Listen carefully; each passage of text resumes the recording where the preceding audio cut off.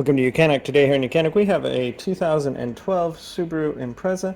On this Subaru Impreza, I'm going to go over the process to be able to check our engine codes to see what we have going on. The dash has a little light illuminated. It says check engine, and so we're going to try to read those codes.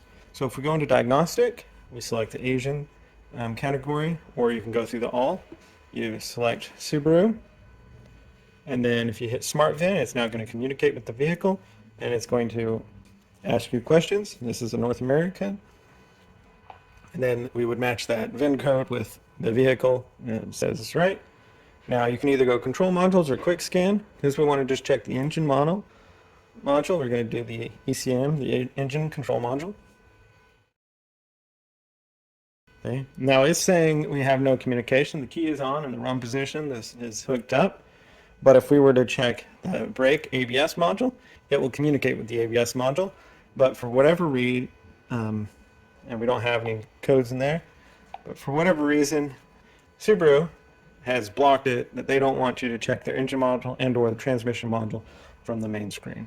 So for this to work, you need to go back, unless you have a Subaru specific scanner, otherwise it won't work. So we just go to all. And so this is just after, if we have home screen, you would go to diagnostic and all, and we have OBD2. So we're going to click on OBD2, and then we can do some auto scan here. And now it's asking us which vehicle. We say Subaru, and this is telling us that our check engine code is on. We have two codes that are found.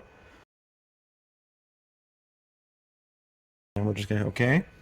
And these are the two codes that are, well, we have one that's supposedly in the transmission and one that's in the engine control module. We're worried about the engine control module one at this time. And then check out our diagnostic trouble code. And these are the ones that we have. We have the current one, a P0102, and that's the mass airflow volume sensor circuit is low, intake air temperature sensor circuit bank 1. Pending is a mass airflow, intake air temperature, camshaft position sensor, A circuit bank 1 single sensor. Oh, these are some permanent ones. Interesting, but we'll take a look at that. But for starting, we have these ones that are current, that are in the mass airflow sensor. And so we're going to go check the mass airflow sensor and go over that process if you need to replace that sensor. So our mass airflow sensor located on the right side of the vehicle, your passenger side, right behind the air box. And we have our mass airflow sensor right here.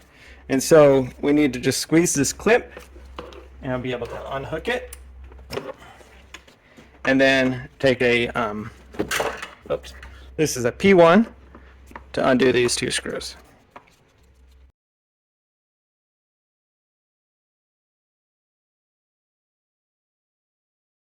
And then once the two screws are removed, then we'll be able to just kind of move this side to side and be able to remove our mass airflow sensor.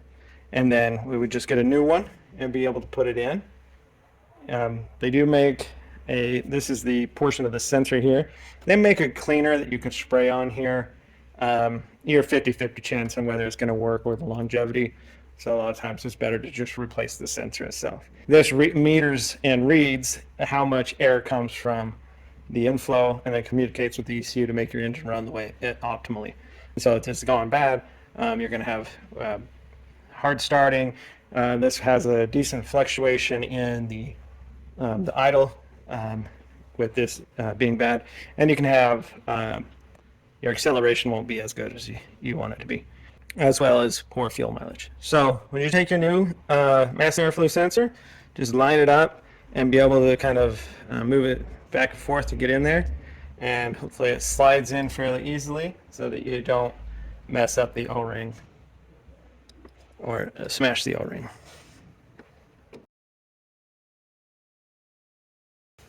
And then we just tighten the screws here.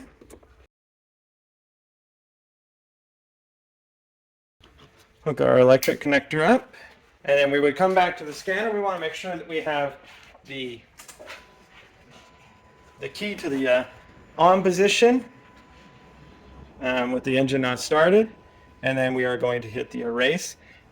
These permanent ones should come back on immediately. If not, they should come back on. Now the erase says it's done, and there I said we have our these permanent ones are on. So there's definitely something else that's going on. And we have the circuit, we have some low power to our mass airflow sensor, but that may or may not fix itself. But these we'll have to take a look at. So that's how you'd replace your mass airflow sensor and be able to scan through an OBD2 scanner that may not be specific to Subaru itself. Thanks for watching YOUCANIC, where you can be the mechanic.